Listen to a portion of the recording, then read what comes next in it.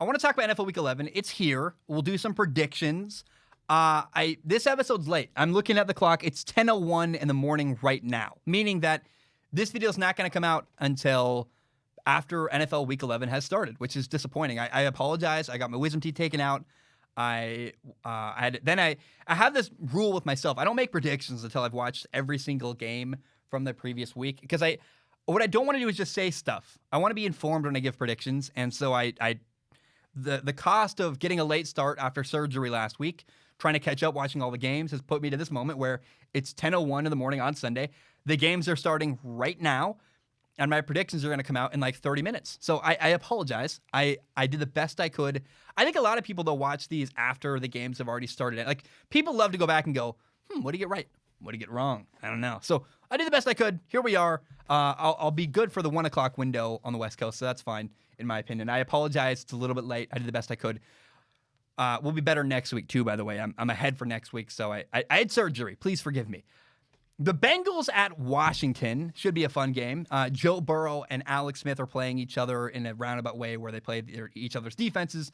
Alex Smith was really, really good against the Lions last week. It gave me a renewed interest. Like, oh my gosh, Alex Smith had 390 yards. He was like 38 for 55 passing. He had just, oh, wow. I mean, he had a great comeback. He brought them back from, they were down 24-3, came back and almost won the game. Alex Smith, wow, he's gotten better since he first played. He's getting more comfortable. He really has settled in.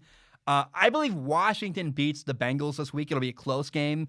I have confidence in Alex Smith, actually. But they also have a better coach. They have a better defense. I mean, that matters. Washington is no slouch. They're a competitive team. And I think what Ron Rivera is doing is turning around a culture and building things right there.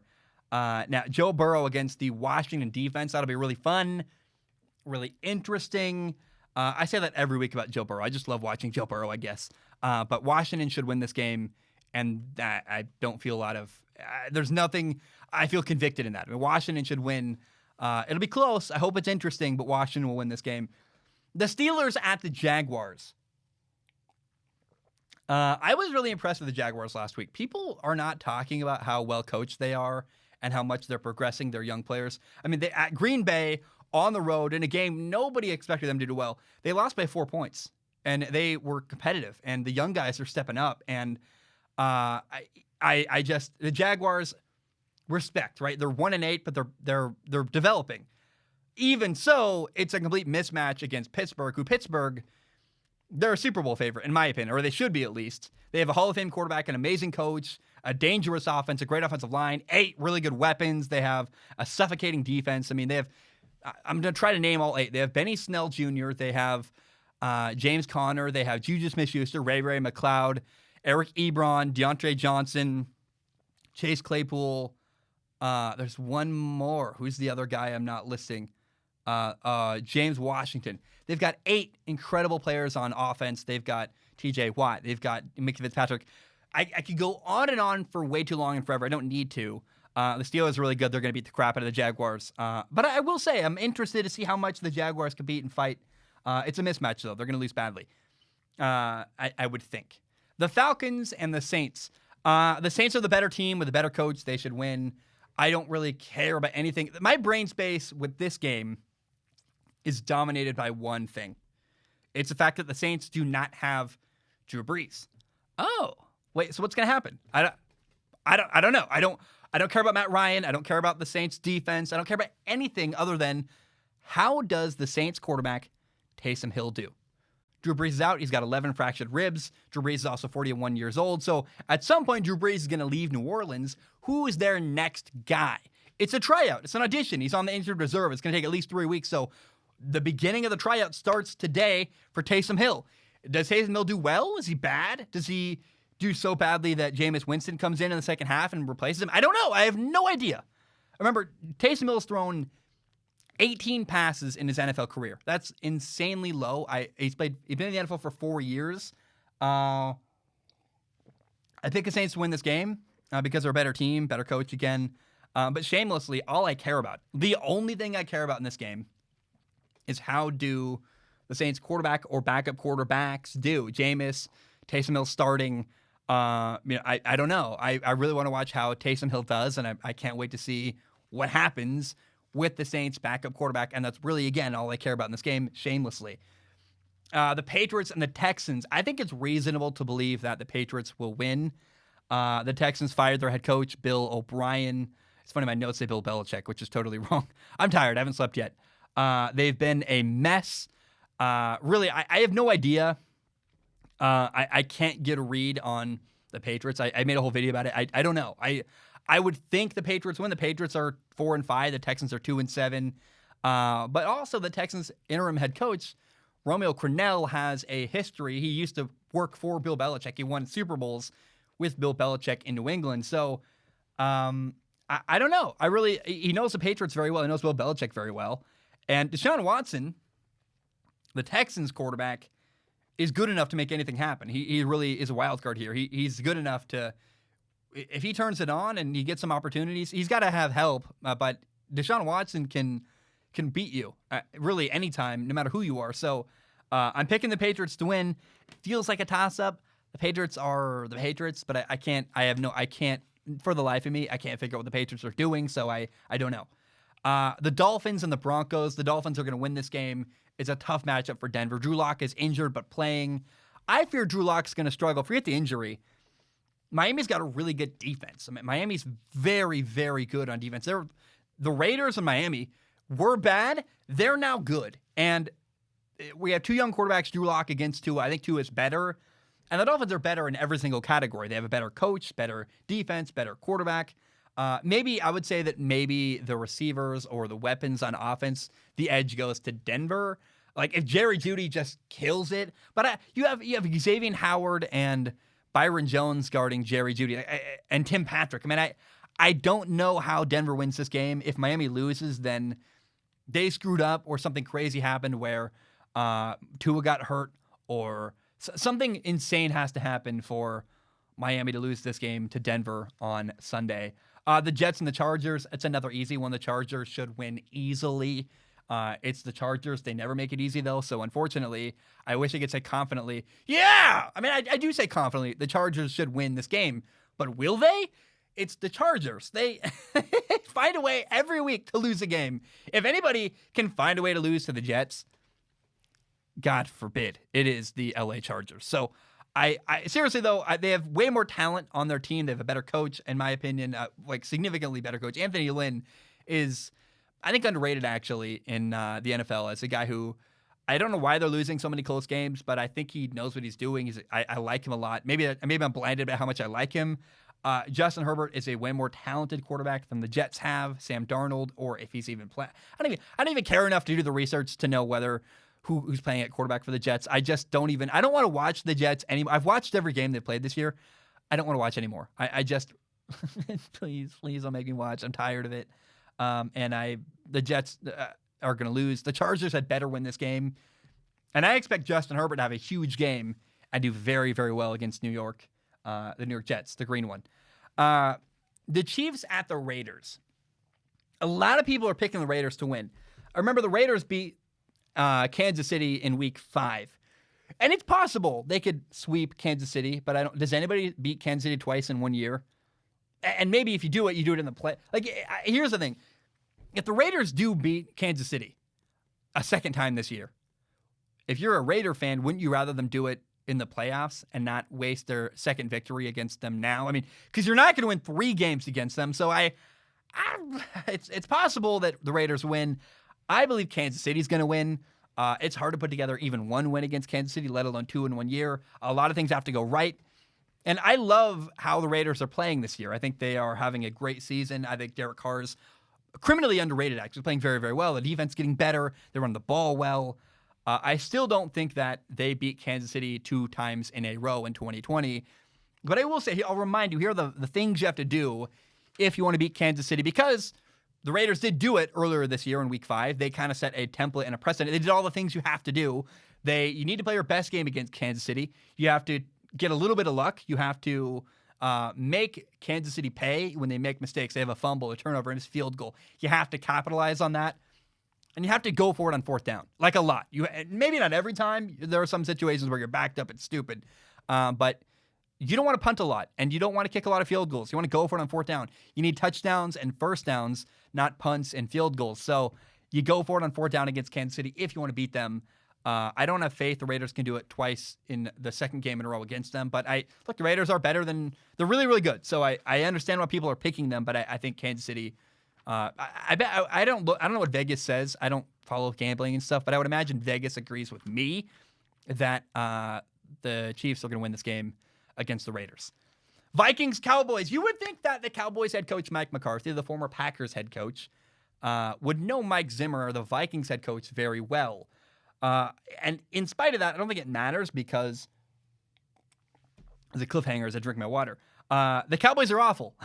They're terrible. It doesn't matter how you scheme all you want. You're a really bad team. Sorry. The Vikings are not a bad team. They're 4-5. They're okay.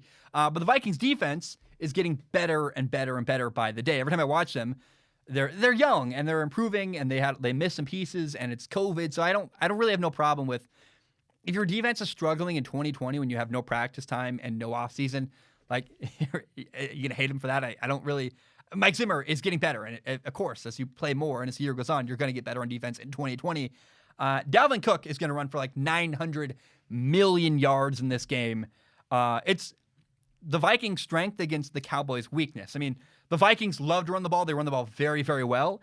And the Cowboys consistently cannot stop the run. They're the worst running defense, like, in the NFL. They're awful. I mean, I feel like every running back that plays the Cowboys has a career day. Even guys who you've never heard of, it don't matter. You're like, who the heck is that? He's like a 7 million string running back who actually played receiver in college and quarterback in high school, who's never played running back before. He's lining up against the Cowboys. He's running for 700 yards. Like, it's that kind of year for the Cowboys. They're awful. And the Vikings are going to win this game. I mean, the Vikings are going to win, I think, pulling away against Dallas, unless Kirk Cousins throws like 11 interceptions. This has been very hyperbolic, this segment, and this topic about specifically the Vikings and the Cowboys. But Dalvin Cook's seriously going to run for like 200 yards. I mean, he really is going to light it up against the Cowboys. The reason why Kirk won't make a lot of mistakes is because he won't have to. Kirk Cousins isn't going to be throwing the ball very much. So they're just going to hand it off. It'll be boring. The clock will run down really. It's going to be a fast game because they're going to run the ball a lot. The clock's going to be moving the entire time, and the Vikings should beat the Cowboys pretty easily. Again, it's strength against weakness. That's never good for the Cowboys. Eagles at Browns. I got a lot of confidence in the Browns this week. They run the ball very, very well. They're very well suited. The game is in Cleveland. They play good defense. Last week, Baker Mayfield played a very clean game. It's really infuriating. I did a whole rant about it. People kept saying Baker was bad last week. It's because he didn't watch the game. Don't judge him on statistics and numbers and passing yards. Judge him on decision-making. Baker was safe, was clean, was efficient last week. They had two guys run for over 100 yards. Of course, your quarterback's going to have a low amount of passing yards. You don't need a lot from Baker Mayfield. People are like, Baker needs to bounce back. What are you talking about? You didn't watch at all. It was swirling wind. They ran the ball for over 200 yards. I mean, Nick Chubb and Kareem Hunt had 100 yards each, more than that. So I have no confidence in the Eagles this week. They looked lost many times this year. Carson Wentz, their quarterback, is struggling. They have injuries. The Browns are going to win this game. I mean, there's no real debate in my heart. I've been really impressed with their head coach, Kevin Stefanski, the new guy in Cleveland. He came over from the Vikings. Every week, regardless of how Baker does, he's been uneven this week. I think the bye week was a good moment for him to reset. Kevin Stefanski, the head coach, every single week has a good plan. His game plans are phenomenal. Like, the way he attacks defenses, the way everything. You got to give a lot of respect to Kevin Stefanski. Whether Baker's the guy or not doesn't matter. Kevin Stefanski's the right guy in Cleveland. I'm all in on him. He's phenomenal.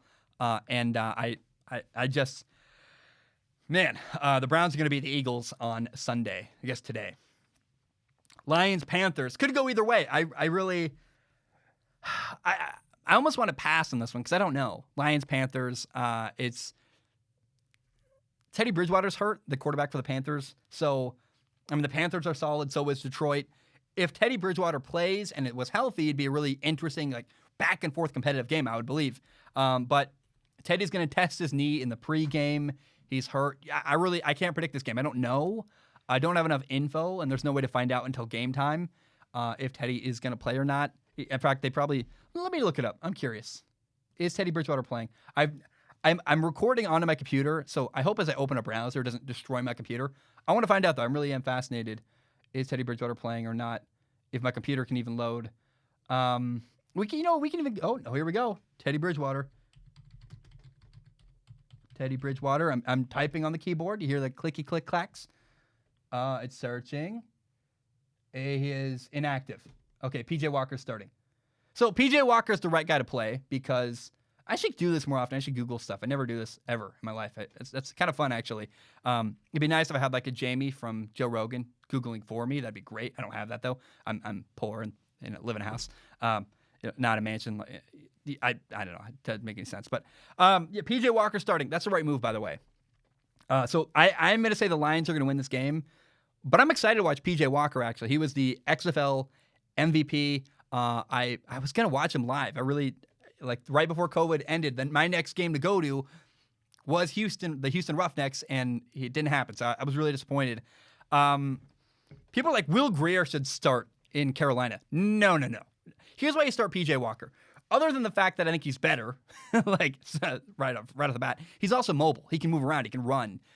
Will Grier can't run around. He's limited. You want a quarterback who can run around and extend plays in the NFL in 2020, especially if you're playing with a backup quarterback. So I love PJ Walker. I'm excited to watch him. I think the Lions win this game now that I know that Teddy's out. But I don't know. I'm actually really excited to watch this game because I'm excited to watch PJ Walker. That'll be fun.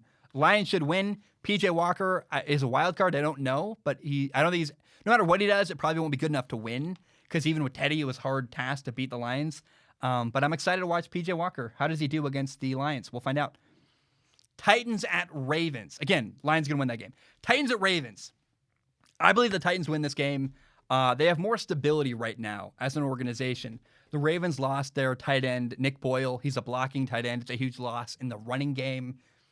Plus, Lamar Jackson, the quarterback for the Ravens, is going through growing pains. I would say that he is. I said this earlier in the show, in the full episode if you're watching or listening. Lamar Jackson is figuring out who he wants to be as a quarterback. What parts of other people's games is he going to take? Remember, he won the NFL MVP, and I think in a healthy way, he was like, I want to be better. I don't want to be a guy who runs around a lot. I want to be a guy who can play for 15 years and throw the ball at a high level.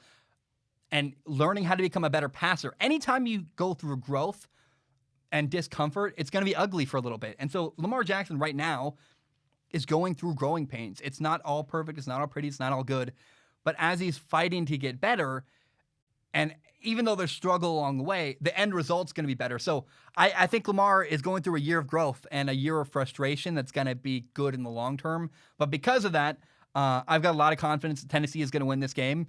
Remember, Baltimore got carved up in the running game by the Patriots running back Damian Harris. Damian Harris had 121 yards rushing against Baltimore. So imagine if that's what Damian Harris can do. You literally, I know who Damian Harris is. You might have never even known the name Damian Harris. You certainly know the name Derrick Henry. If Damian Harris can do that against Baltimore, what's Derrick Henry and the Titans offensive line going to do? Titans are going to beat Baltimore today. Packers Colts. I'm excited for this game. Feels like a toss-up. The Colts are very good up front. It's going to be a great game. The Colts are going to challenge Green Bay, and Green Bay is going to challenge the Colts. I'm excited for both this matchup. I guess I'm going to pick the Colts to win. I feel like that's stupid. I don't know. I'm going to bank on Phillip Rivers doing well, which another thing. Gosh, this prediction is going to be wrong. I'm picking the Colts to win. I'm going to be wrong. The Packers are probably going to win. I don't even know. The Colts have to run the ball very well and dominate time of possession, keep the ball away from Aaron Rodgers. The Colts defense is better than people realize. They're very good up front. I'm really curious whether or not Green Bay can run the ball against Indianapolis. Game is in Indianapolis, by the way. But Rodgers versus Rivers. It's going to be very, very fun, and I'm excited to watch it. I think final game of the week, yeah. The Rams and the Buccaneers, Monday Night Football. I don't know where the game's at. I think it's actually in Tampa, which is unfortunate because I kind of wish it was in that cool SoFi Stadium. I showed my girlfriend a video of the Rams Stadium yesterday. She went, it's only a 24-hour drive. We should go there. She was like, oh my God, she really wants to go now. This is likely going to be the best Monday night football game of the year. I am so excited. I believe the Buccaneers are going to win a close game. It's a great matchup. The Rams defense is very good. But the Bucs defense can also be very good as well. So what sways me here, the reason why I'm going to pick the Buccaneers to win this game is Tom Brady. Tom Brady, I am taking last week against Carolina as I'm reading that game as, because what I saw was he had a couple really good throws to Mike Evans. I think he's finally figuring out how to use Mike Evans. Another week with Antonio Brown on the system.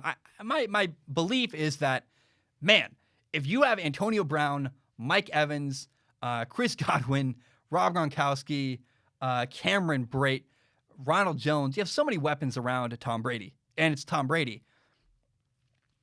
I feel like Tampa Bay's offense is just about to heat up and do really, really well, and they're going to get dangerous. I feel like the process of that started against Carolina, and I've always said, the person you should not doubt in the NFL is Tom Brady. Tom Brady and LeBron James, every single time people want to doubt them and call them out and say their career's over or they're tanking and this or that, it's not going to work. They're falling over the cliff. Every single time, these two players, LeBron James and Tom Brady, find a way to exceed everybody's expectations. It's uncanny. It's crazy. I am not going to doubt Tom Brady. I think I would just regret it. If I picked the Rams to win, I would regret it. I'd be like, what a stupid move. You're an idiot, Zach. You should have picked Tom Brady. And the Rams have a stud corner, Jalen Ramsey. Unfortunately, he can't cover everybody. Remember, you have 3 like Pro Bowl receivers and 2 really good tight ends and Rob Gronkowski and Tom Brady. And it's endless. And the Buccaneers defense is pretty good, by the way. So the Buccaneers are going to win. I think it's a close game because I think the Rams, I respect the Rams. They're a very good team. They have Aaron Donald. They have Jalen Ramsey. They have Jared Goff played very, very well against Seattle last week. I think Buccaneers win a close game and beat the Rams on Monday Night Football.